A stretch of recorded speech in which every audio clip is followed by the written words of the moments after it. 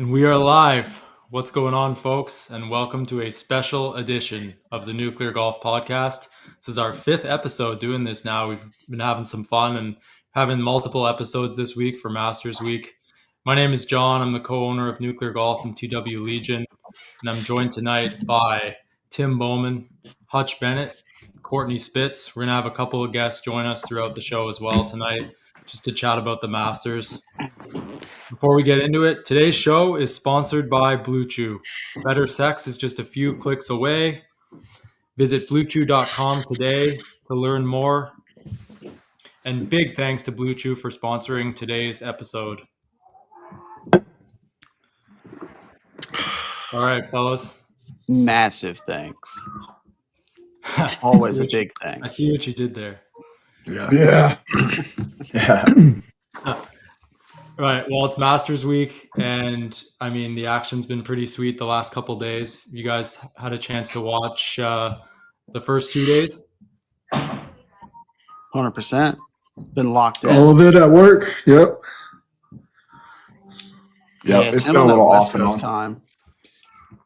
He's up there. Tim's having to watch him like early in the morning. It's probably over by the time you get off work, right, Tim? No, I still get to see the last 4 or 5 holes of the last 4 or 5 groups, but I mean, I'm up at 4:30, so it's watching it all throughout the day. I'm like off and on, so Some old man hours. yeah. Courtney, what you thinking? Welcome back, by the way, Courtney. Appreciate Yeah, it. Good to welcome be back. back. A little break in the action, but missed it. Had to get back as quick as I could. Hey, second half of today was amazing to watch. Some of those shots, some of those guys were hitting. Rory had some trouble off the tee, some recovery shots there. JT had a nice one. I think it's been a great start to the Masters. I'm pumped. The leaderboard is stacked with big names that I want to see if Bryson can play well. I think Rory can play well, obviously. If those guys rattle off, 4 or 5 birdies in their opening 9 tomorrow. But then there's some wild cards out there too. So good start for the Masters. I'm not sure, what the viewership is going to take a jump to. The weekend's always better, but we're in store for a good one, I think. The leaderboard's amazing. I mean, there's a lot of awesome golfers right up there within 4 or 5 shots of the lead, and if not closer. I mean, it was a heck of a comeback today by Rory. I got to give him props for that because I was trashing him last night after those 2 doubles. Pretty good. What I tell you, he was going to shoot today, Tim. 66, man, right on the button, like nothing, like he was out there scripting it. Nailed it. He played awesome today, so I was super happy for him because he could have easily come out and shot another 72 today after what happened, on 15 yesterday. That was You made a statement like me yesterday. You said he's done. Yeah. And I'm the king of early calls, but you called that way early. I'm just trying to get on your guys' pages. Why was he done with an opening even, wasn't it? Yeah, I think it was more about the momentum was gone. It wasn't. It wasn't that. There's- It's hard to come back from. Not impossible, but it's definitely not good momentum when you are playing flawless golf and go double down the stretch. Yeah, but there's too much blow up at Augusta for, I feel like anybody who gets out to a quick lead, Rose was out to 7 or 8, and there wasn't really too many guys behind him, but he didn't run away with that, and we always see guys come back. So I feel like if you're Oh, go ahead. no, I just feel like if you're right around those red numbers, you're not out of it. There was just a stat that like only one guy in the last 40 years or something has won the Masters with more than 1 double or 2 doubles. I mean, that's not to say he's definitely going to win, but yeah, he's right back in it. And this is really like what you guys were saying earlier. The leaderboard is everything that we talked about the other night. It's everything that the Masters wanted. It's just stacked with huge names. I'm so happy Bryson's up there. Me too. Yeah, so Bryson's leading Justin Rose is leading the tournament right now. Obviously, he's at 8 under par. DeChambeau's at 7 under, and then Rory's at 6 under. I mean, just going back to yesterday during the first round, Rory's standing on the 15th tee box. He's 4 under for his round. Gets to 15, chips it into the water, makes double there, makes a 7 on 15. Gets to 17, makes a double there. So he had 2 doubles in 3 holes. I mean, back to even par, and it's complete doom and gloom online for Rory McIlroy. I mean, essentially the narrative last night was, Rory McIlroy has shot himself in the foot and he's out of the tournament. Yeah. And they weren't wrong. For sure. I mean, it's all too familiar, right? For Rory at Augusta. I mean, chipping and putting. Like, it's never been, necessarily the irons or the driving that's been the issue.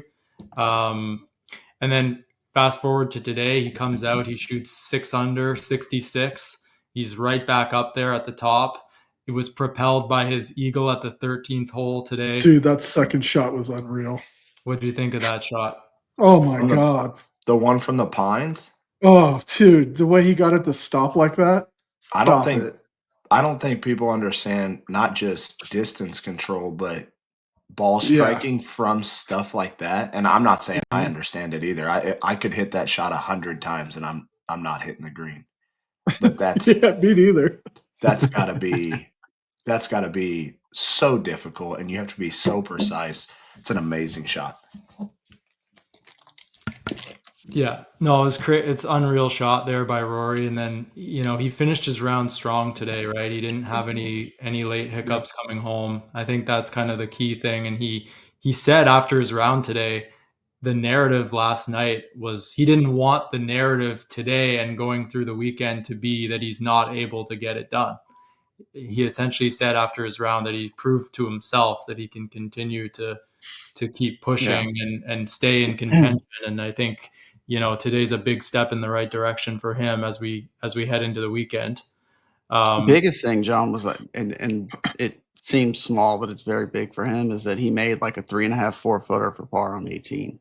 Yeah. Like, he left that putt pretty short and he made that, he was able to bury it. So that was huge. Cause I feel like, as we saw a couple times last year, he might've let that one slide by in the past. Yeah, for sure. And he shot 31 on the back today, 3 birdies and the eagle, and 66 is pretty good at Augusta. So obviously the other storyline is Justin Rose, who's leading the tournament. He shot 65 yesterday, I believe it was, right? 65 on Thursday and a 71 today. He's up there leading at 8 under. This guy just performs in the major championships. Like, always. If you go back to, I think, last year as well, he was right up there at 2 of the majors last year. And he's a big game player for sure. It'll be interesting to see how Rose performs on the weekend. I mean, he's perfectly capable of getting it done. He's already proven that many times. And as an older guy, to be out there performing like that with the best of the young guys is quite a big achievement as well. Just going to pull up the leaderboard real quick here. We've got the full leaderboard. Rose at 8 under, DeChambeau at 7 under. DeChambeau was the last guy on the range last night. He said post round that he had some things to work on. He was heading to the range. And then he said after his round today, he shot 3 under yesterday and 4 under today, I believe. He said after today's round that he wasn't going to be on the range because he had figured something out. So it feels like Bryson DeChambeau has it together right now. He's got the game. He's really in form, it seems like. And right from the beginning of this week, from his press conference at the start of the week, it seemed like he had a really calm demeanor about him when he was in the press room. I noticed it right away, and I said to myself, like, I even said on our last episode, I picked it was either going to be Rory or it was going to be Bryson. And I mean, both of those guys are right up there at 2 and 3. So, I mean, I won't be surprised if either of them get it done, obviously, right? Yeah, it's huge. And I think one thing we forgot to say on Rory, the 66, I believe that was the lowest round of the day. Amongst anybody. Yeah. So just a huge day for him. But you're right, John. It's huge for Bryson to be up there. Huge. It's big for the tour too.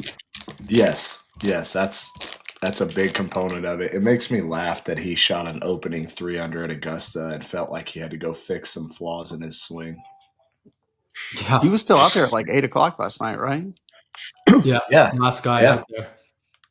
But it's just it goes back to his personality and his data driven, and he's just so nerd central about everything, and it's a great thing. I love watching it. At first, I was so put off by it with all the readings and the things and the slow play of the putting, but I've grown to love to watch him play, and I admire his work ethic. I think that guy works so hard to get everything right. I'm sure all of them do, but we're kind of seeing Bryson come out with the YouTube stuff and seeing a lot more personality last couple of years. So it's been fun.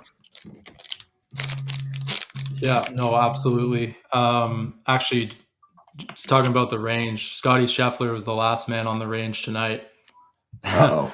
PGA Tour posted a tweet. He was kind of all over the place off the tee today. So yeah, I fully believe that. But he, even being that way, he's right there.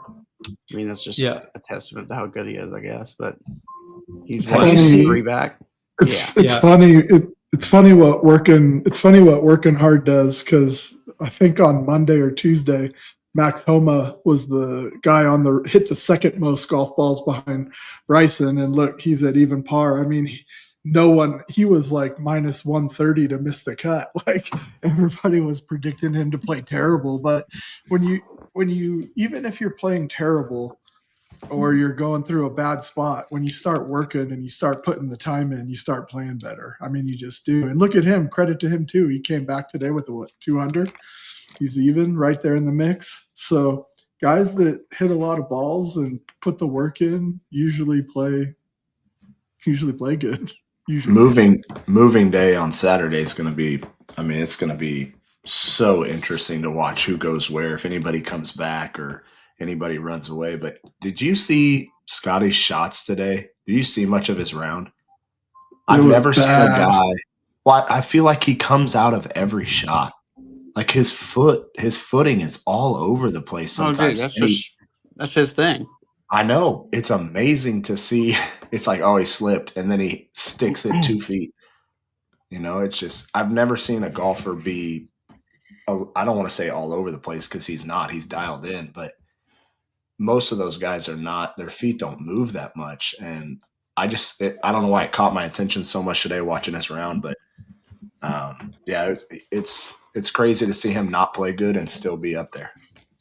Did you guys see him back in jail there on 18? He was in jail. Mm-hmm. Yep. He was sitting under the tree. Careful. Yep. Scotty in jail reference. Yeah, we went there. He should get arrested again tonight just for the fun of it. Yeah. Also, she should go pee in Ray's Creek. Just before we move on to a variety of other topics here about the tournament this week, Justin Rose is currently leading. In 2024, he had a T2 at the Open, and he had a T6 at the PGA. And then he missed the cut at the Masters, and he missed the cut at the US Open. So, I mean, he's proven that he can get it done, right? So, yeah, I think they said this was the 10th round that he's led at the Masters in his career. So, I mean, he's definitely been in this position before too. So we'll see what happens. I feel like it's weird because he's in first, but I feel like of all the guys that we talk, he's the least exciting of every chance that we've got to win. Every person who has a chance to win, like we're not even really talking about him at all.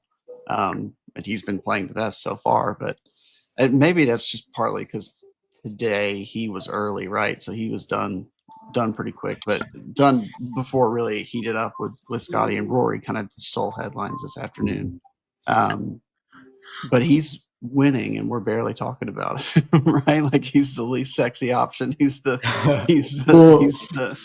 least exciting of the guys with a shot. The other thing too is it's his track record. He's probably going to shoot 74 tomorrow and not be in the lead, because that's just what he's done when holding the lead at the Masters. So it's like he gets out to hot starts on Thursday and Friday, and then he cools off when the greens Are you bake out saying on he's this Saturday. generation's Charlie Hoffman? I'm saying he's done and not going to win. Oh, bold take. He's going to shoot 65 tomorrow. If anybody shoots 65 tomorrow, that will be the round of all rounds. No, 'Cause but I Augusta- mean, you're not wrong. Like he shot. He had the big round yesterday, right? He was only Yeah. 100 today, right? Yeah. Like I'm looking more at guys who kind of spread it out, like you were saying, Scotty with the or Bryson with the 4 and the 3 under, like guys who are seemingly kind of consistently playing pretty good, like not one big spike round. Which I mean, obviously the spike round helps, and he kind of was able to play kind of steady today, but it was a little more calm this morning too out there. So I felt like the opportunity, I guess, maybe was to go lower this morning. I don't know if they got rain there last night. Do you? A Rain little last bit night. is what I heard. Just a 'Cause we little got bit. Yeah, I- it Pelted was. here. Rain does not matter at Augusta. They suck those greens with that. I know, technology. but it can help subtly, I guess, first thing in the morning too. Like we got hammered here with rain. I mean, granted, we're like 3 hours north, but I figure it was moving that way. Weatherman Mike said they got some rain. Yeah, it was a quarter inch. I was on the Golf Channel this morning at like 4:30. I think it was. Did you guys forget see who- viewership who it was was. down? Viewership was down 28% in yesterday's first round compared to last year. 2.3 million viewers on ESPN compared to 3.2 million last year. I mean, we posted about it tonight when those ratings came out and asked people if they thought it was. Is it because of Tiger not playing, or is it because the quality of the broadcast and the broadcast window itself is not very good? I mean, the live coverage only begins at like 3 p.m., right? So Yeah. it Yeah. really, like, just imagine if that coverage was on for the entirety of the day. I mean, your average viewership would be a lot better, probably, right? Well, your For viewership sure, but is it's an your viewership exclusivity is thing, coming right, from Courtney? ESPN. Yeah, your viewership is coming Yeah. from ESPN, right? So I mean, most people are not watching ESPN in the middle of a Thursday morning, Friday morning workday. I mean, did you guys watch the coverage from ESPN today? I did not. I was on No, the when Masters. No. when I was watching, and I think that's part of it too, is it's a conglomeration, I guess, of reasons, right? Like obviously the ESPN thing, Tiger's not there.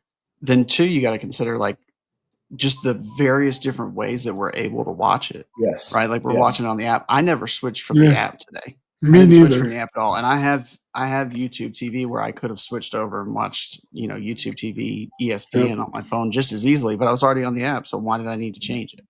Yeah. Right. Like, so I would be very curious. And I know Augusta probably won't release, 'Cause how many people viewed it on the app, but that number is I don't- probably what Liv claims that they get on their app. like out of Right. curiosity on the app, at a certain point you can watch the broadcast coverage. You can just too. watch the So broadcast. Does that Yeah. count? Does that count as watching ESPN or no? No. No. See, so that's what I mean. I don't ever watch the broadcast coverage anymore since the app came out. I'd rather mirror the app to my TV and watch all the cool And I'll do holes. that Like, tomorrow, but I'm watching yeah, I'm watching I'm the not straight watching. CBS coverage on CBS on Sunday. For Like, Yeah, You but- gotta- I want the Yeah. full Jim Nance. I want the whole experience. I want it all. We'll be on that. I'll be on the app tomorrow. We got a baseball game at 1 p.m. So I'll just be streaming it in the dugout, acting like I'm paying attention. to Coaching, the like you baseball care game. about baseball. Mhm. Yep.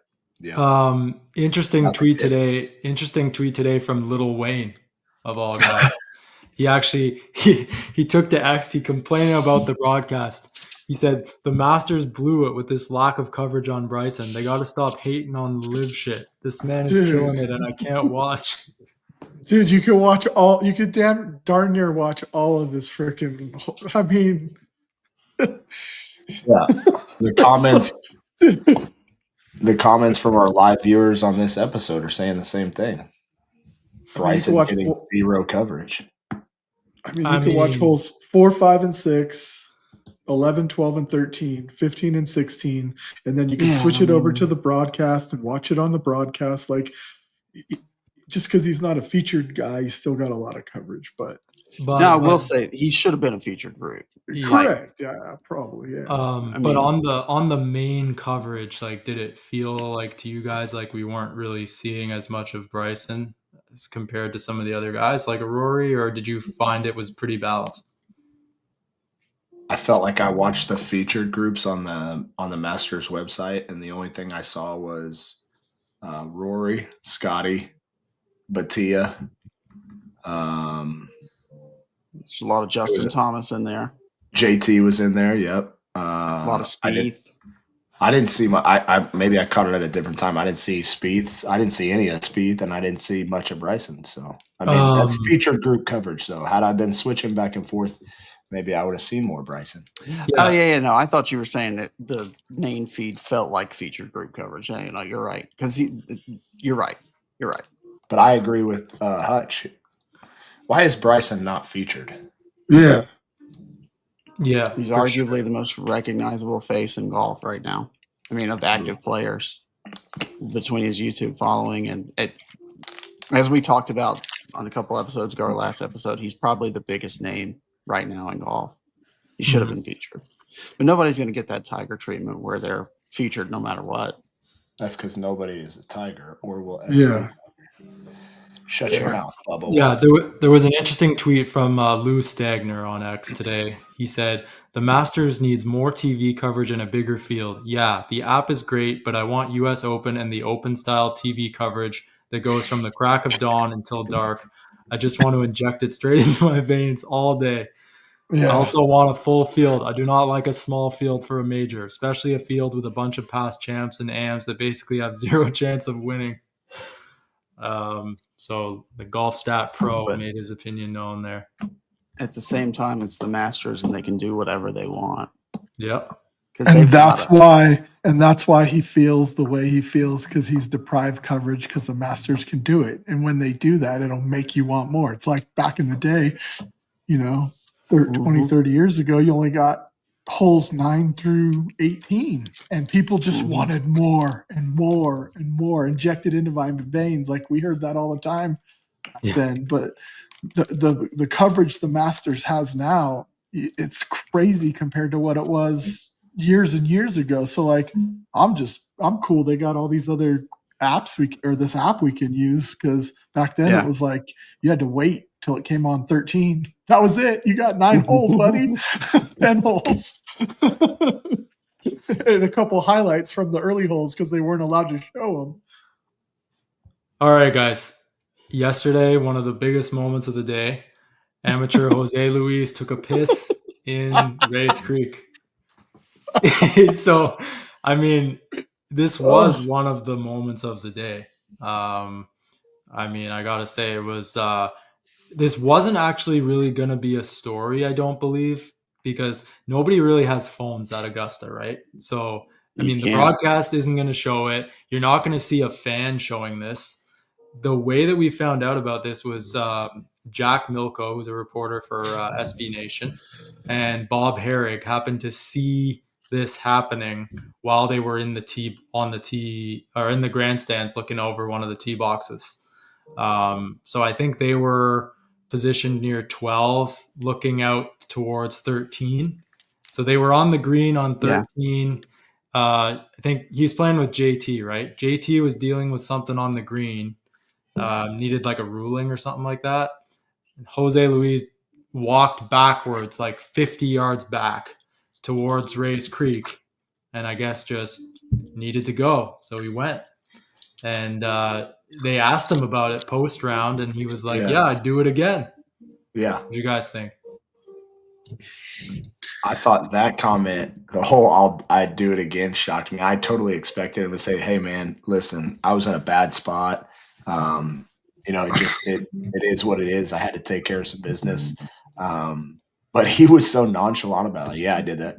I mean, I'd do it again. So I think we all just look at Masters as the pinnacle of golf, and that's where the pinnacle of etiquette comes into play too. And there's just so much tradition, and that's never been done. So Not mad at him, but a bit of a sore.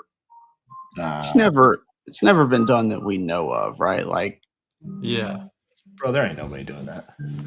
I mean, ain't nobody risking their legit golf career. Yeah. Clearly felt like it was okay to do, like right off the rip. Do you think he asked anybody? No, I mean, maybe, but he said he wasn't embarrassed by it at all. So it's like, I mean, that tells us a lot about the kid, right? But like he's just ready to roll. And the thing, like, I can't believe that he would just do that, right? Like he had to have seen it done before or heard of it done before, or it just had to be a super, super emergency, and that's the only place he could go. That's where Well, I'm at. Here's the full quote. Post round. He said, I'm like, I really need to pee. Didn't really know where to go. And since JT had an issue on the green, I'm like, I'm just going to sneak here in the river and probably people would not see me that much. And then they clapped for me. They probably clapped for him because they knew it was the last time they were going to see him at Augusta. I feel like we would have heard about. I mean, I don't think it's a big issue, to be honest with you. I think it just kind of, like, this would have flown under the radar in most situations, I think. Yeah. It came to light because of the reporters who brought it to light. That's kind of what happened here, which was surprising to me because I kind of thought sometimes things like that are just kind of like, let it go, like don't cause any sort of situation with that. But big articles were written last night, that's for sure. Bob Herrick wrote an article that had like 800,000 impressions on it. So that's why he wrote it. Yeah, people have found out about that situation for sure. He's fine. He's not going to get banned or anything. But you really don't think so? No. I could see it, especially if he earns his way in every year. Like they're not going to tell him, "Hey, you can't come because of that one time you did that one thing when you were 20 years old." I mean, it's not like Ray's Creek is a source of drinking water for somebody. Yeah, I don't know. We ran a quick poll, like just a very quick, unofficial, unscientific poll. Should Jose be disqualified from the Masters? 59% said no. 41% said yes, give him the boot. What? I would expect. That's a high 41% of people who aren't any fun. Yeah. If you've had more than 4 beers on the first 9, you're going in the woods or something. Yeah, I mean, Ray's Creek, apparently. Let's go. This guy's an amateur. I think he ended up missing the cut, I believe, right, Jose Luis? He missed the cut. Yeah, but they were also complaining yesterday about his. You saw his hat with the text upside down, like our goat hat that you guys got. Yeah, like it just said Sun Devils upside down. And they were like, I can't believe this guy's wearing something like this on these hollowed grounds. Like, how could you do something like? Come on, man. No. Yeah. Come on. Anyways. The old people are the problem. Sorry, Tim. No offense. No offense taken. Speaking of old people, we could all use a stiff flex shaft in the bedroom, and Blue Chew can help. Have better sex with Blue Chew. Blue Chew is the original brand offering chewable tablets for better sex. And starting now, Blue Chew is offering a combo so strong it'll knock your socks off and your neighbor's socks off. You'll have to move towns with the amount of noise you'll be making.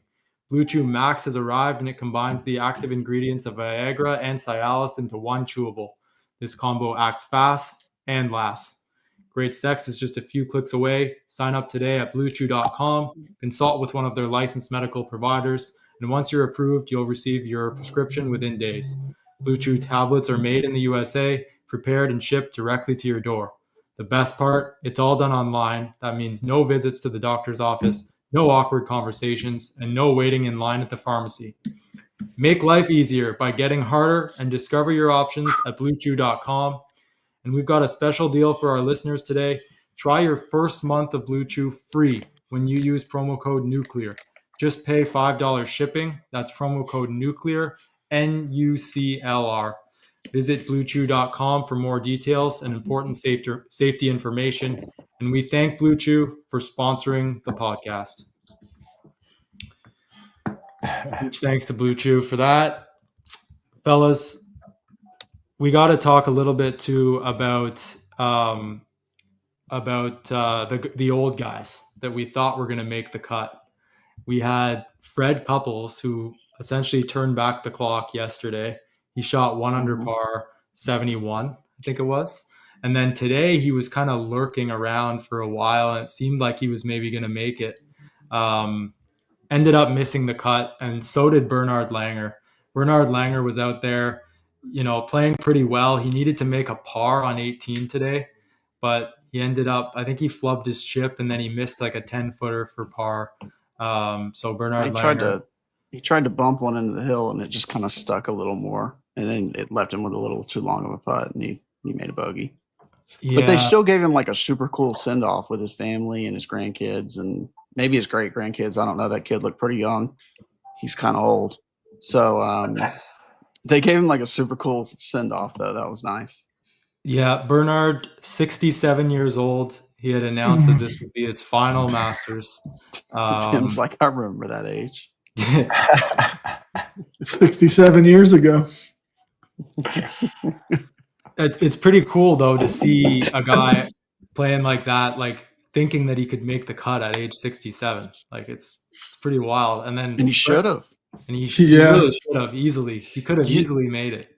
You know what's funny about it though? Like the other night when we were talking about it, Tim was talking about how he was going to be hitting hybrids into all these greens and stuff on 18. That's exactly what he did. So what Fred Couples made eagle with yesterday was it a 6-wood? Well, so Fred, I'm sure you've seen that video from a couple of months back where Fred's replaced a lot of his irons with hybrids. Yeah. Like he's got like a 6 hybrid. I don't think he goes to 7, but I know he's got a 6 hybrid. So like you see all that and he's just like, yeah, it's just easier, get it higher up in the air. It's easier for me to hit. So he's got no shame in his game at all. No. But he did. He had Bernhard hit a hybrid into the last and just kind of tugged it a little left and then tried to bump one into the hill. It just kind of hung. Had 10, 12, maybe 15 feet for par and just slid by. And he'd have made the cut on the number otherwise. Yeah, he'd have hit his wedge shot 10 feet further on 15. Yeah. Spun back in the water. Because he was playing good. He was 2 under for the day at that. God, he's 67. He was 2 under after 14. I mean, Jesus. That's crazy. He had a nice send off on 18, and Fred Ridley was on the green there on 18 to congratulate him on his career at the Masters. But I mean, he's not the only older guy. Fred Couples, like we said, 65 years old as well. You just never know what you're going to get with Freddie, right? Some days the back's acting up, and some days it isn't. I think a lot of his play is kind of dependent on how he's feeling, like pretty expected at that age. But incredible round of 1 under par 71 yesterday.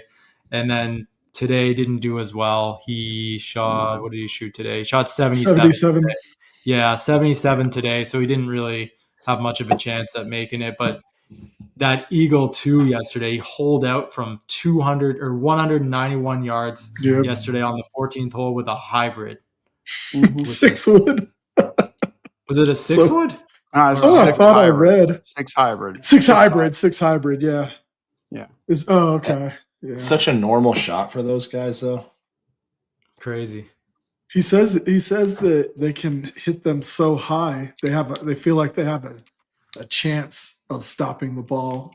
Whereas, have you ever swung one of those hybrids, like the Adams? Do you remember when Adams came out with those hybrid irons? My dad played them for a couple of years, and yeah, it's like, I mean, it's almost unfair. You can loft anything at any degree you want, and I mean, those guys are, their swing speed goes down. They got to have something to try and compete. So I love Fred Couples.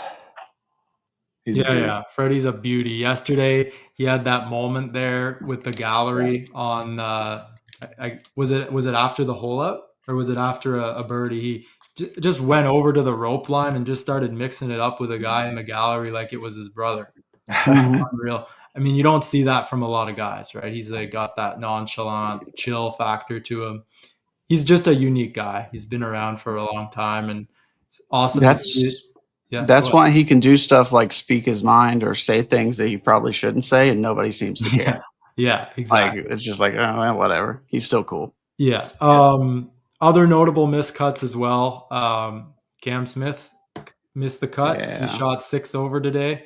Brooks Koepka shot 75 today and missed the cut.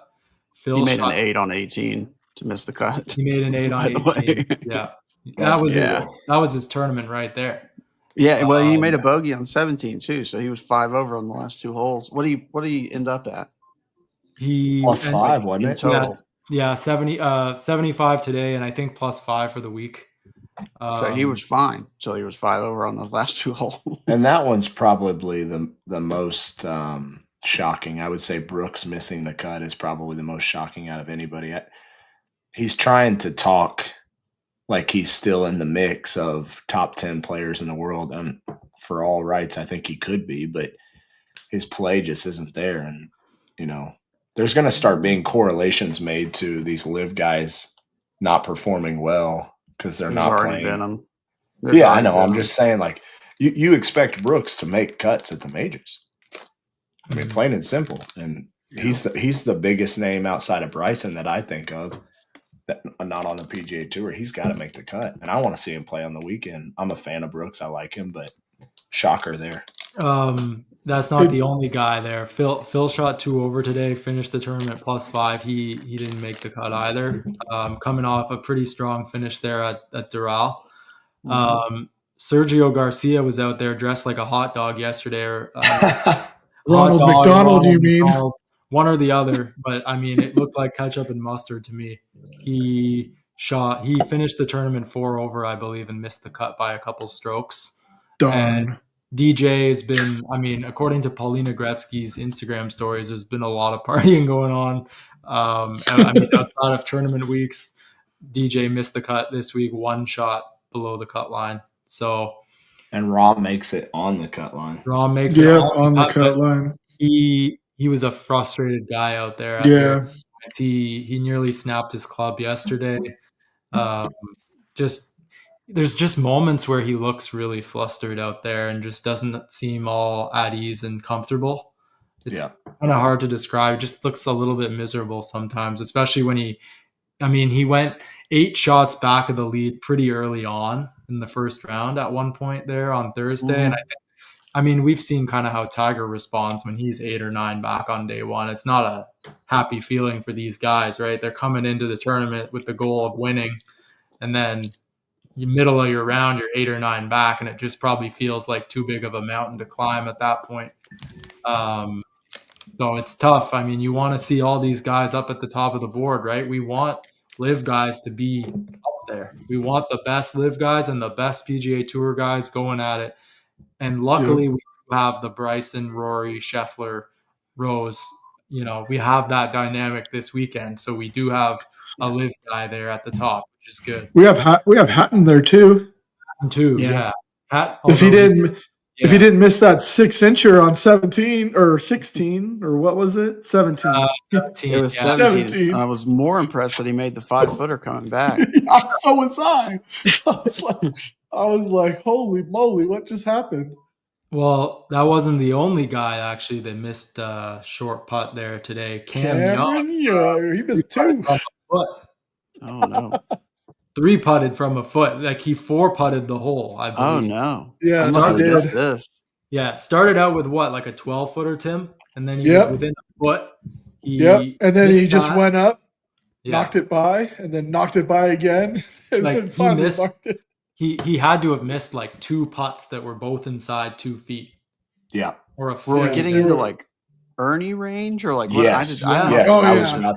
Yeah, Ernie range. Oh my god. I was about to say the same thing, Hutch.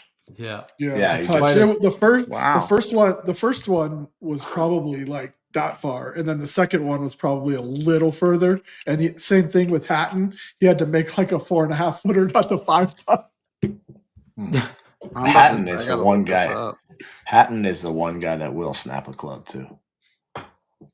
Yeah, no, for sure. Like he gets so mad. Rahm and Hatton both can show their tempers at various points, and I mean they've also both acknowledged that they have a temper and have tried to kind of rectify it here in the months that have gone on. But I mean, it comes out at different points, right? Especially when they're playing bad.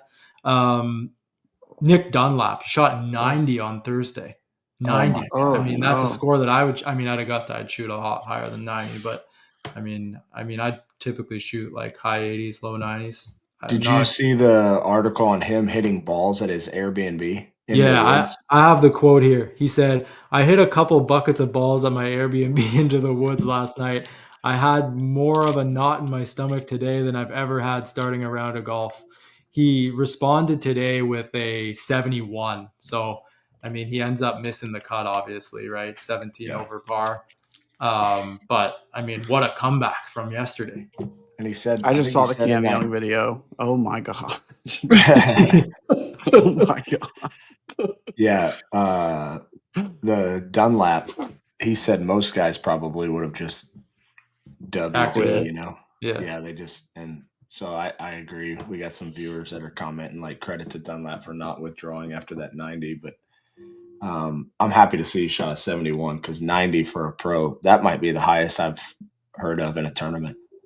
Ian Baker Finch once shot 91 at the British Open. I remember. But he had the yips, didn't he? The shanks or something. That's what ended his career for the most part, right? Yeah, but he was not playing that bad yet when he shot the 91. I also think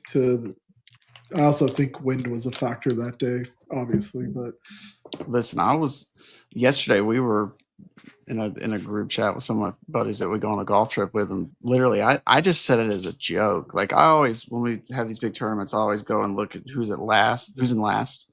And I saw him and he had just finished 17, and I sent him a text. I'm like, dude, this guy's flirting with 90. Not thinking there was a chance that he was actually going to. Lo and behold, the dude made a double on 18 and shot 90. It was wild, but he did. They, like you said, the 71. They said it's the second biggest turnaround from one round to another in the history of the tournament. When they interviewed him, or when whoever talked to him yesterday after he shot 90 he said it was the worst feeling in the world. He said he had no idea which way he was going to miss his driver. He said it could have been Wait, right. He did press? I think it was just a side interview where somebody was taking notes. I was going to make a Rory joke since he didn't do press yesterday, but he doesn't get the same treatment as Xander. No, not Xander. Morikawa. Didn't Morikawa skip the presser? Yeah, a month ago. Yeah, but the Morikawa thing, the problem with him was he not only did he skip it, he then told them, "I don't know you guys anything." Yeah, if he hadn't said that, then it probably would have been cool. Fellas, but did Rory do a presser today? Of course, I gotta he check. He shot 66. Yeah, he shot 66. he skipped the media yesterday, but fellas, we have pairings coming in here. So okay. We got the final group, Bryson and Rose, off at 2:40 p.m. Penultimate group is Corey Connors and Rory at 2:30, and McCarty and Lowry at 2:20. We got Scheffler and Hatton at 2:10, and then Højgaard and Hovland at 2:00. Those are the final five pairings. Scheffler and Hatton. You couldn't have two more diverse personalities on the course. Scotty might learn a thing or two tomorrow. That's going to be fire right there. Hovland's a sneaky one. Victor could play well. Dude, he was at 6 under at one point today, I thought I saw. I want to take that back about Scotty learning something tomorrow. I do remember now that he's a fan of Barstool Sports Advisors, so he definitely knows things. Who do you guys think is going to be leading the tournament tomorrow night after the third round? Bryson, Scotty, and Rory tied for the lead at 10 under. McIlroy. I'm taking Bryson. Bryson at 11 under. Bryson at 11. I think it's going to be Rory leading. I think Rory could be leading after tomorrow. I'm going to go with a 3-way tie. Bryson, Scotty, and Rory all at 10 under heading into Sunday. Just give me Rory. Scotty and Rory will be in the final What's group. The weather? What's the weather like? Well, we're actually gonna bring in Mike, who is our meteorologist. Hold on here. He's let me better add than the him in. Weather Channel app. So let's we just ask him when he gets here. This guy is a The only weather thing- legend. It's going to be a little cooler tomorrow, I think. Supposed to be like in the mid 60s. And Yep, here well, he is. Let's ask Yep, him. hello guys. We've got the Hey, weatherman himself, Michael. Yeah. Anand. Mike, Yep, how you glad to doing join the tonight? pod finally for the first time. Mike, you can't use big words that Tim won't understand. So Hey, chum Dude, it. yeah, yeah, exactly. you'll confuse me easily.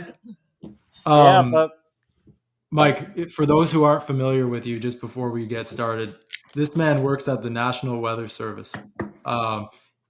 That's correct, right? yes. So I work at the National Weather Service office in Albuquerque. That's where I live right now. So National Weather Service is basically the it's part of the federal government, and we're basically the people that provide all the weather data across the country. So everything you see from your weather app to any model data, we're mainly the reason behind it. So pretty big deal working for the National Weather Service. Love No, it. absolutely. And Mike is National Weather Service. Anytime I need to know anything about how bad storms are going to be where I live, Yeah. I hit up Mike and he tells me the truth straight Yep. up, very quickly, every time. I don't even Yep. listen to the sirens. I just text Mike.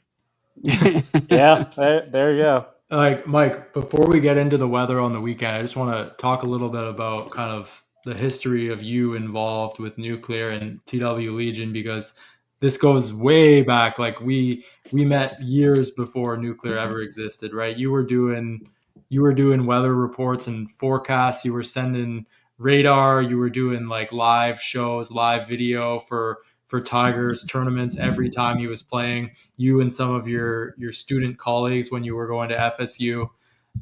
Just talk a little bit about that, and what was your experience like doing those forecasts? Yeah, so this goes all the way back to 2016. When I was at Florida State, again, big Tiger fan, I was like, okay, I do weather as well. Let me help out the golf community, provide some weather forecasts for the Tiger fans out there, and then eventually for the entire golf community. So at Florida State, we had a studio in the basement.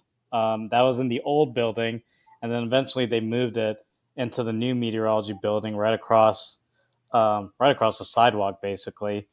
And so we had a studio in the basement, and after the show was done, and when we had some time, I was like, you know what? Let me use the studio and help out, provide some forecasts for Tiger fans, Rory fans, any golf fans out there. And so that's what I did until I graduated in 2020. Then I didn't have the studio, so I couldn't really do much from there, but still try to provide video updates and try to do some tweets and radar updates as well when the weather gets a little nasty out there. For sure. Yeah, we used to lean on you, Mike, like when there were like weather delays out there, and you always sent your screenshots from the radar showing the lightning strikes and how far they were in the area. You're like, oh, strikes are like 20 miles out. We're gonna have a horn soon. I think it was like 20 miles, 20 or 25 miles out. They have to blow it or something like that, right? Exactly. Yeah, it's like I think the criteria is 10 to 15 miles, and then you have to wait 30 minutes after that last lightning strike. Right. Yeah, no, that's some cool insight there about, weather delays on the PGA Tour. And, we really appreciate everything that you did for us there, throughout the years at TW Legion. Mike's a Tiger fan legend, this guy. Yep. One of the OGs.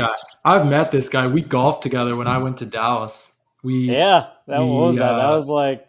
That was 3 years ago now. Yeah. Yeah, that was in 2021. So yeah, it's been like it's been like 3.5 years since that. 2021. I've had beers with Mike. There's several. How many like core guys are still around, John? Core guys like in the group or just in general? Like just from that are still in contact with you from the beginning. Like start no earlier than me though, because I want to be at the beginning. Probably there's probably a group of like, I would put it in the 10 to 15 category of like regular guys. Yeah. The fair weather people fade away when like he's out, right? But like the core For guys multiple years. Yeah. The core Still guys there. stick together. Mike, let's just chat a little bit about the weather this weekend. It seems like we're gonna have, high 60s, low 70s on Saturday and Sunday. Is that kind of what we're looking at? Yeah, exactly. I mean, the weather is going to be. You couldn't ask for any more perfect conditions in early April at Augusta. And the best thing about the weekend is there's not going to be really much wind as well. So yeah, Nope. it will make it a slightly easier, but with the dry conditions and with Augusta's sub air system, it's going to bake out, and you're going to see some crispy greens come Sunday for sure. With that dry air. For sure. And is the wind going to play a factor this weekend, or not so much? Not really. There might be some light northwest winds on Saturday of like 5 to 10 miles per hour. That will be in the afternoon. Sunday, the winds are looking really, really light with high pressure overhead. So we're really looking at really mild and calm conditions for Augusta this weekend. Couldn't ask for anything better again. So we're not looking at a Monday finish, I guess, eh? Nope, no Monday finish in the card. or no 9 a.m. No 9 a.m. No start. 9 a.m. Tiger wins the Masters starts. Yeah. We're done Oh, by man. 2 o'clock. And then what are you supposed to do with the rest of your day? Yeah, that was Sleep. craziest part about that 2019 Masters was there was the enhanced risk, which was like that's level 3 out of 5. Okay. Somehow the storms missed Augusta and it hit everywhere else except Augusta. I don't know how that happens. Just the golf gods or Augusta gods just completely avoiding the course, but that's what happened on that It was Sunday. wild. Yeah, Just the weather crazy never stuff. came. Yeah. Okay, Mike, your insight's been incredible. Thanks so much. But before we let you go, who's your pick for the week here? Oh, I've been rooting for Rory all week. I feel like this is the year he finally breaks through. I mean, he has 2 wins going into it. If he can just putt and chip well the weekend, just watch out. He has the ball striking, and just putting and chipping, the short game. That's what matters come the stretch down in Augusta on the back 9 Sunday. All right. Well, you guys heard it. You guys heard it from the weatherman himself. Watch out for Rory McIlroy this weekend, according to Mike. So, Mike, it's been awesome having you on. How can people find you on X for your updates? Yep. So on X, you can find me at let me see, what was my handle again? 'Cause I completely forget. He's Sometimes. got Nuclr all over his profile. So Yep, you're there you gonna go. find Yeah, him. so you can follow me at Nuclear Golf WX. I'll provide weather updates there when I'm not on night shifts or random evening shifts or day Yeah. shifts like that. Yeah. But yeah, that's where I'll be posting updates, and I'm also on Instagram as well. My Instagram handle is my first name, last name, Michael.Onen01. So you can find me there as well. Okay. You're the Awesome, man, Mike. Mike, you're the man. Thanks so much You for are the coming on. man. Hope Thank you, Mike. No problem. We got to be FSU here never again. belonged in the playoff, Mike. And if we have, Oh yeah. I don't want to embarrass Mike, but if there's any female listeners out there, Mike is on the market. So send him a DM. Yes. He is. Hit him up. Hit him up. Yeah. Boys, the man. Hit him He's up. got Blue Chew in his pocket. All right. Yeah. The DMs are going to be blowing up now. Mike, thanks for letting me join, guys. No problem. Appreciate it. Enjoy the Masters. We'll chat soon. Thank you. See ya. Uh, And there he goes, Michael Yes. Anon, the legend, the He, weatherman. you know he's from like 20 minutes from where I'm from, right? Yeah, Didn't have a clue. I think his parents still live there, but he's Yeah, like they 20 do. minutes down the road from me. they do. They still live there, and he goes back home, obviously, here and there when he's not working or whatever. He's able. But yeah, no, great guy, and awesome to have him on, share some insight about the weather, and even talk about his past. He's been involved with Nuclear and TW Legion for many, many years, and super grateful for Mike's support. Interesting quote. Jack Nicklaus talking about Phil Mickelson. Kind of asked about, what's more surprising, like Tiger or Phil.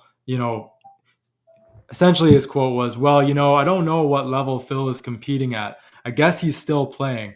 He's playing the Live Tour. Is he? Like he asked it like a question. And then he said, I don't know if he's playing or not. He said, "I don't know. You never see that anymore."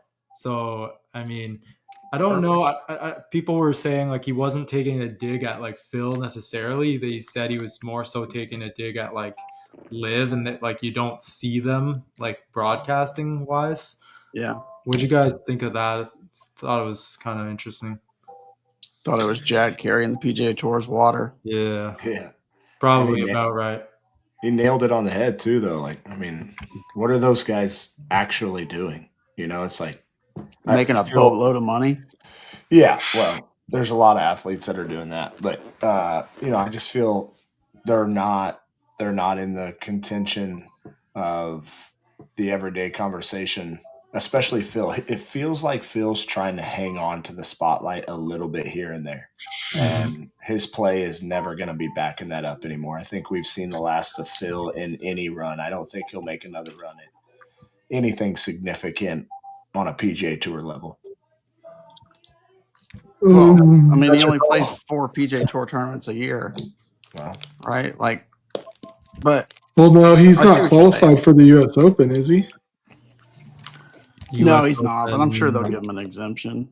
Yeah, just so we can watch him try for like the 30th year in a row. How old was he when didn't he win the PGA? He was 51. Is he 51? I mean, that's incredible, but there's no evidence in his golf game that it's coming together or that it's still there. Well, you would have thought though that it was after last week because he played really well at Doral. That was tough conditions. He played really well at Doral. And that's why I think people thought that he was not that he was going to win or that he even necessarily had a chance, but that they were expecting a little more than a miscut out of him this week. Especially, 2 years ago. Was it 2 years ago when he got second at the Masters? That was a weird. Nah, that doesn't count. I mean, it was a weird year for sure, but it doesn't count. We can't sit here and say that Tiger makes the cut at the Masters when he has no game just because he has all this knowledge of the course. When we can say the same thing about Phil. No, you cannot. The same exactly. You can realistically. We will never talk about Tiger and Phil the same. We will not do that. Do not let people do that. That's a shame. We can talk about Tiger. I'm not saying that he's better. I'm not saying that he's more of a legend. I'm just saying that he's got the same local course knowledge of Augusta that Tiger does. But he doesn't have the same game. That's what I'm saying. That's what I'm about to say. Tiger has one leg and can barely walk and barely swing, and he never misses the cut there. Fellas, in 2023, which would have been, that's when Phil had already gone to Live, right? Mm-hmm. Yeah, he would have already been at Live. He was already there. Yeah, he finished T2 in the Masters. You guys remember? But he also jumped like 31 spots on Sunday or something crazy. Yeah, I mean, it wasn't like he wasn't content, and he didn't really have a real chance to win. I mean, he was basically playing for second on Sunday, and he jumped a lot of spots. Everybody was talking about his tied second that year. I remember that, and I was like, dude, that was the classic Rory, 73, 73, 63. Yeah. Oh, I finished second. Amazing. He is, having a little bit of a better year though this year on Live. He's been playing well. Yeah, he's got 2 top 10s in his 4 starts on Live this season. He was third in Hong Kong. People thought he was going to get it done there. He didn't. Mm-hmm. He even had a 64 on the final day there in Hong Kong. Still didn't win. Yep. And then in Miami, he finished 6th, and he had 2 rounds of 73. I mean, that course played really difficult, the Blue Monster there. Long, windy, and difficult was that week. Yeah, I mean, he didn't really have much to go as far as his playing. He was been playing terrible on Live. He could really only go up. He shot lots of rounds in the 77s and 79s the first year, second year. So I mean, the bar wasn't that high. It feels so recreational. If you we got some Live haters in here. Who is in here hating? Courtney, If you Tim, okay, both of them. Boom! if you Let's go. if you These guys two down look here. at his Yeah. major finishes, he was T43 at the Masters in 2024, missed the cut at the PGA and the US Open, and then he was T60 at the Open Championship.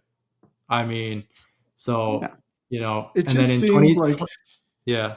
it just seems like to me, other than Bryson, the live guys are erratic in the majors now. Like they play well and then they play terrible.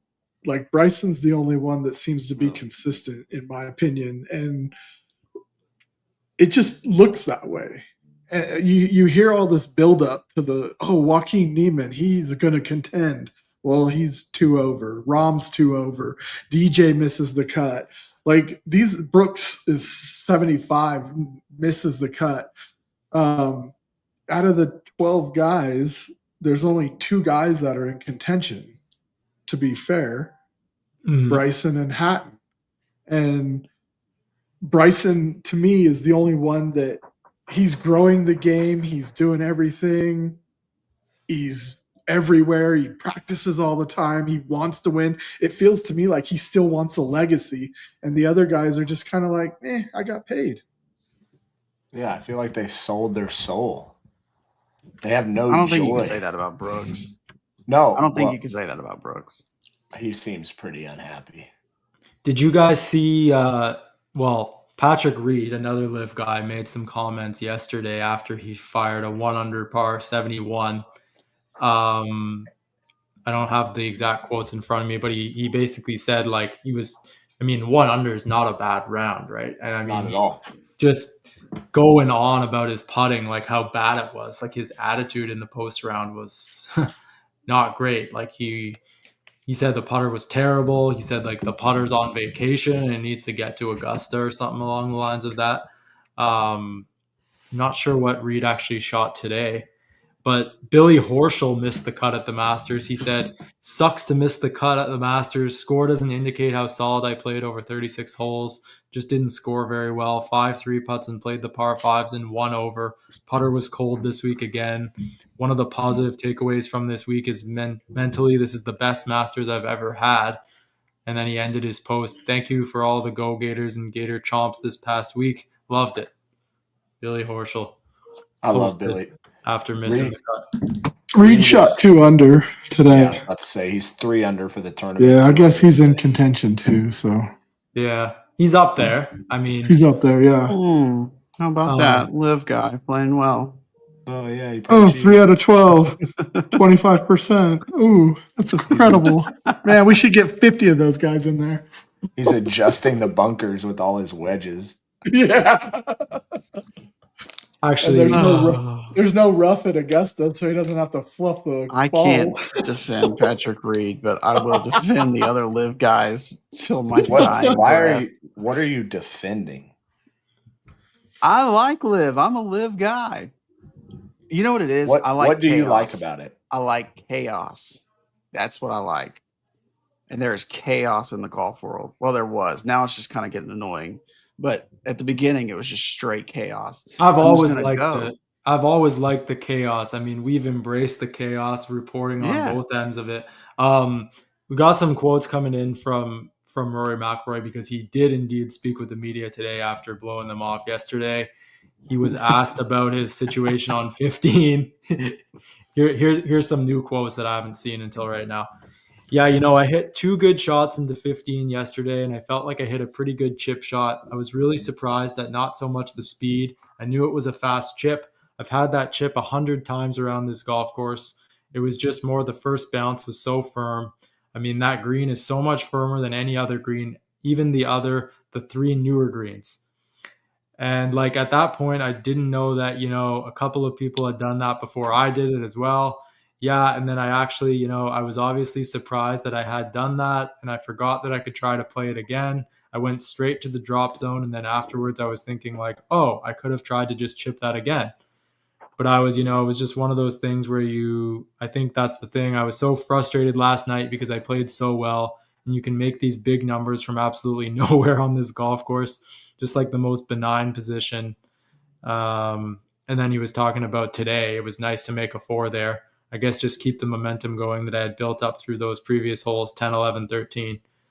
So Rory McIlroy reacted today to his situation on 50, and yesterday that began the unraveling of his round. He was 4 under at that point, and then went back to even par yesterday to finish the night. And then today, as we talked about at the beginning of today's show, responded with a 6 under 66.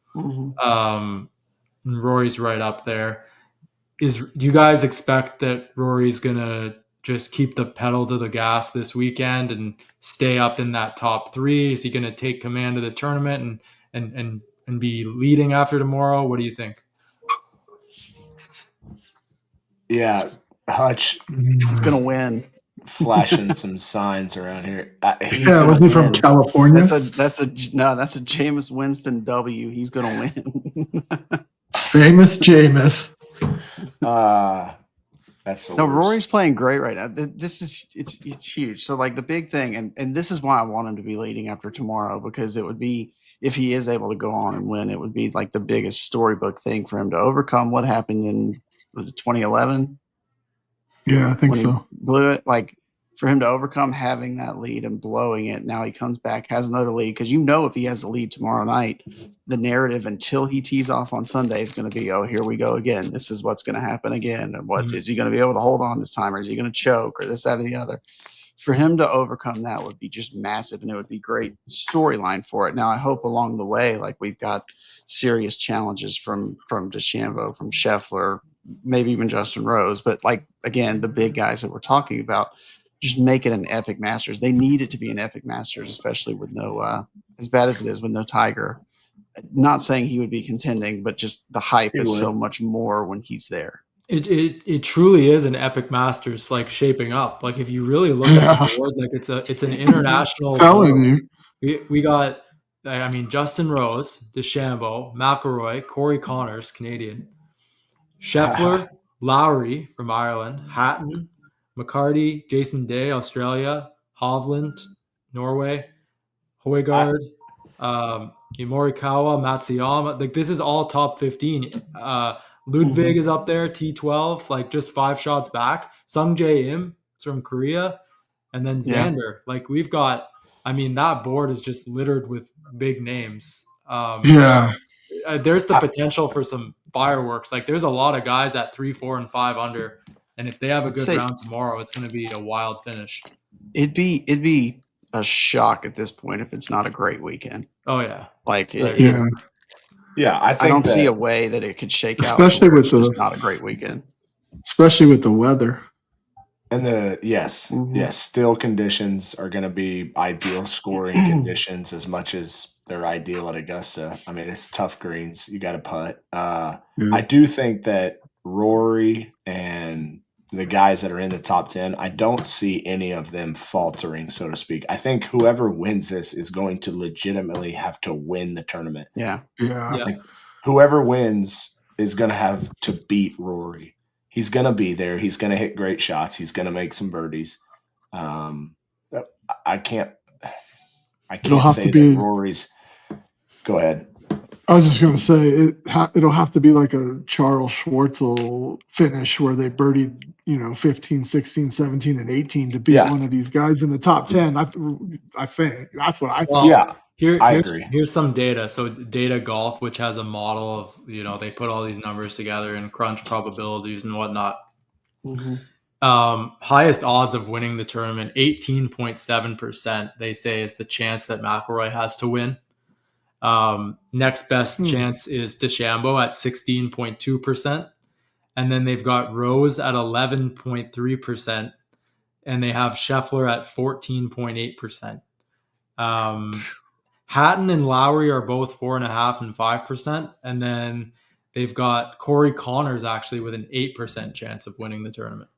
I mean, this is just based on a number of things that they calculate. Yeah. So it's going to be a good finish. Like if that's pretty divided up there with the odds.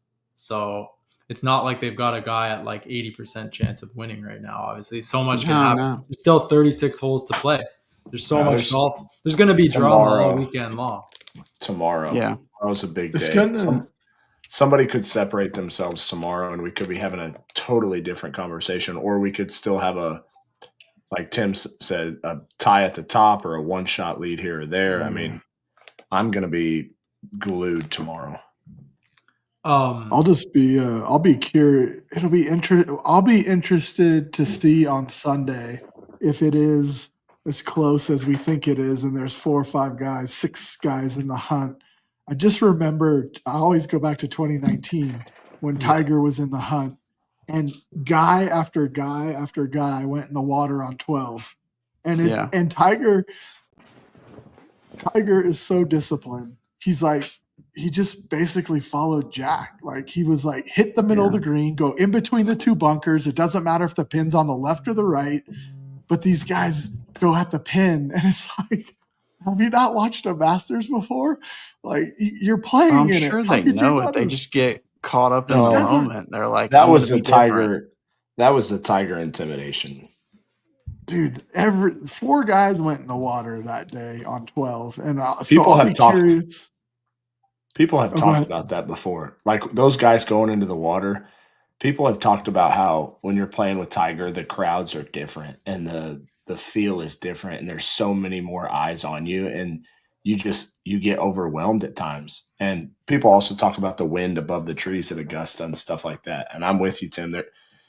We very well could see some chaos like we saw with Tiger's finish. Yeah, I'm just curious. We got a comment coming in from Nuclr co-owner Brent, and he believes that Victor Hovland is going to sneak up over the weekend. He's currently T9, Wow. 4 under par. Wow. He's 4 shots back right now. Yeah. I mean, that's a guy to watch. He shot. What did he shoot today? He shot 3 under. 3 under. Yeah, 3 under par. I mean, he's playing well. He had a four straight birdie stretch today as well. Yeah. Yeah, he's just recently turned it on, right? Like, he just won a few weeks ago. He wasn't expecting to win. He been playing bogeyed pretty 17 poorly. and 18. He bogeyed 17 and 18 today. Yes. Yeah, because I thought he was 6 under after 16 at one point. I was like, dang, he's like 2 back. He bogeyed 17 and 18 to finish his round today, so that hurts. Yeah, did you guys see? Did you guys shoot see 66 tomorrow? Did you guys see Max Homa? First hit the caddy. Well, that Not wasn't a a caddy. That was a Marshall. Marshall. Whatever it was, he was holding the pin. I was like, not a pin. Yeah, that was a Marshall. Whatever but it was. He made his first cut in a full field event today since July 2024 at the Open. I mean, Max Homa's been on the struggle bus for a little bit here. Yep. You know, he was playing the no cut events. I mean, he missed the cut at a bunch of tournaments early this season. The last weekend that Max Homa has seen was the AT&T Pebble Beach Pro-Am back at the end of January, early February, I think it was. I thought you were saying that he's been so bad he was missing the cut at no cut events. I was like, she might as well. John just got serious on him right there. They're like, Max, we know this is a no cut event, but just don't come tomorrow or Sunday. We're good. This is super good for him though. Like he finally, it's like he found something. Yeah, for it's sure. very nice to see. You see this a lot though. Like, he had been struggling obviously at the end of the year last year, but then you see it a lot with guys when they change equipment. Sometimes it takes a little while. I remember when like Rory switched to Nike, he went like I think half the season without winning, and people were freaking out like, oh, he can't do it, new equipment, blah blah blah. You see this a lot. Homa in particular is generally such a big internet personality that people are paying more attention to him. I know recently he's kind of stepped back to focus on the golf a little bit, but it's nice to see him making a little money on the weekend for the first time, even if it's like 20 grand or something like that. Like, I'm sure it's more at Augusta, but even if he made like 20 grand, like he made the weekend, he could go buy himself like a Polaris Ranger or something like that. Like, what do you know what I mean? Yeah. That bank account was drying up. I mean, that bank account was. I mean, he got his new sponsorships and stuff, but That not a Lulu, whole lot of baby. money coming in there the last little while on the course, at But least. this Um, is this why like this why maybe some people don't like Liv, and it's because Homa is grinding Oh, don't do these this. 400 Don't balls. do this. I'm just telling you, Hutch. You can disagree with me all you Bryson want. hit It's more okay. balls than he did, and he's on He's Liv. the only one. He's VJ Singh. Bryson is VJ Singh. No one's going to hit more balls than Bryson other than VJ Singh. Bryson still. is not as dark And as so VJ Singh. Hutch is He looks nothing like him. Homa was the last one on the practice range other than Bryson for the first few days this week. So it's not a shock. Okay. Tim. He doesn't Tim, have a $400 million check.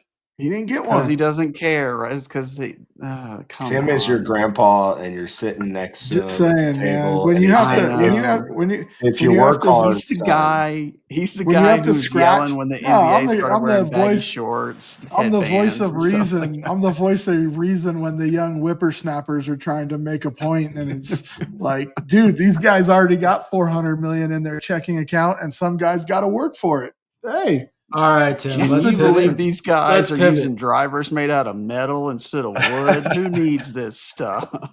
hey, Okay. I'm gonna pivot Cheating here. the game. You're cheating the game. you play music when you play golf. That's ridiculous. Exactly. Fellas, listen to these stats from Joe Pompliano. He's a sports business guy. You've probably seen him on X. He tweets out like some pretty viral stuff.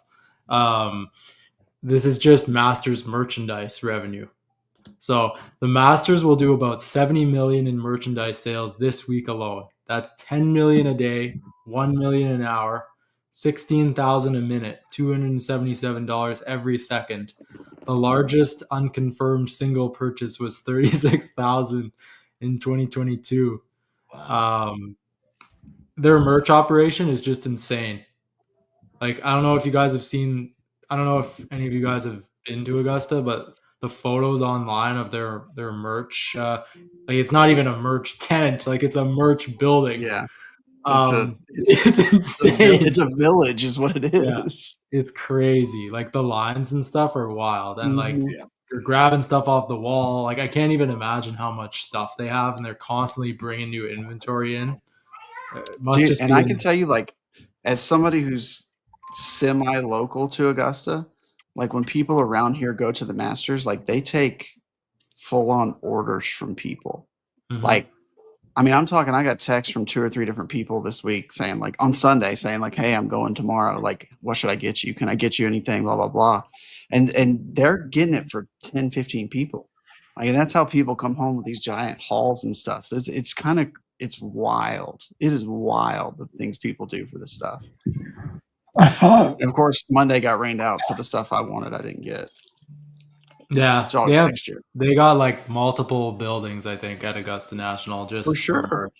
It's crazy. Yeah. I mean, Augusta National, in a way, it's like I mean, they move people around like they do at like Disney World. Like, there's so many people. Like Disney World's Yes. like the masters of moving people in and out, right? It's just that's kind of how they manage and operate their business. Like, you need to be masters at logistics and moving people, and you know, everything needs to be pretty orderly there. I imagine like security is insane at Augusta too. Yeah. That many people on the grounds. I mean, such a sacred place. Like, just the patrons in the gallery do respect the rules at Augusta National. I mean, more than any other venue, and rightfully so. I think people understand that they're, you know, on such a historic place with so much history. Mhm. And that's kind of why you see the fans behave in the ways they do, right? You don't see a lot of riffraff out at Augusta. I was trying to find this tweet. I thought it was from Claire Rogers, but I thought it was her that was in line, and she asked one of the people there, "Hey, what's the biggest purchase so far today?" And they said 12,600, and she laughed because it was 9 a.m. Yeah. They've Oh, I been saw open that. for an Yeah, hour. Yeah. I saw that. I was like, oh my god, Wild times. that shit's nuts. But they Yeah. also say I've also heard that the actual on site it's like cheaper than a lot. It is. Yeah. It's kind of like if you're there, it's a lot less than it is when you're trying to buy it off MMO.com or Yes. wherever The else. resale And so, stuff. I mean, it's just crazy. Every year when I see you could buy everything on the menu for $77, that's insane. Yeah. Like it just is. You don't see that anywhere. No, nowhere. I mean, at the women's event, I think it was like $44 or something. Like, it was even cheaper. Like, anyways, the Masters is insane. Just Yeah. no tournament like it. Looking And like forward when you to were watching it all weekend. Yeah. like when you were talking about the respect thing and how it's different and the patrons are different there, I paid attention today and yesterday. And if you do listen, they clap for everyone, regardless of whether you hit a bad shot or not. They clap. It's insane. Like when you're coming up, you miss the green by 30 yards, they're clapping for the whole group because they're just appreciative for them. That doesn't happen at the US Open in New York or No. the British Open in Ireland or anywhere, or the PGA anywhere. If you're blowing a shot 30 yards right, they're laughing at you and going, Yeah. yeah. Oh yeah, no, it's crazy. So I mean, we're all going to be watching on Saturday and Sunday, and we're so grateful for everyone for your support and watching along with us on these shows. It's a lot of fun for us to get together and just talk the shit about golf. And I mean, Sunday is such an amazing day, so amazing that we're all going to get on here Sunday afternoon on the back nine. We're going to have a live stream, live show. We'll be broadcasting on X. We're also live on YouTube. After our show, it's available to listen to on all your favorite podcast platforms. You can find us on Apple Podcasts, Spotify, as well as Amazon Music. I mean, live on X is great because you guys can see us in real time. But if you're not watching live, it's no worries. You can watch us after the fact on all those platforms. Looking forward to it, fellas. We'll be back online. We'll announce it on X what time exactly that we're going to be live. We're going to try and time it with the last kind of it's going to be on the back nine, obviously, the last 6, 7, 8 holes, I think. But yeah, looking forward to it. I hope you guys enjoy the coverage tomorrow, and we'll see you guys back here on Sunday. Huge thank you to Blue Chew for sponsoring today's episode. The biggest thank you. Biggest thank you, and the most firm thank you possible. Extra stiff. We'll see you thank guys. yous are long and fruitful. Thank you. We'll see you guys on Sunday, and enjoy the golf tomorrow. Without further ado, for the next time, see ya.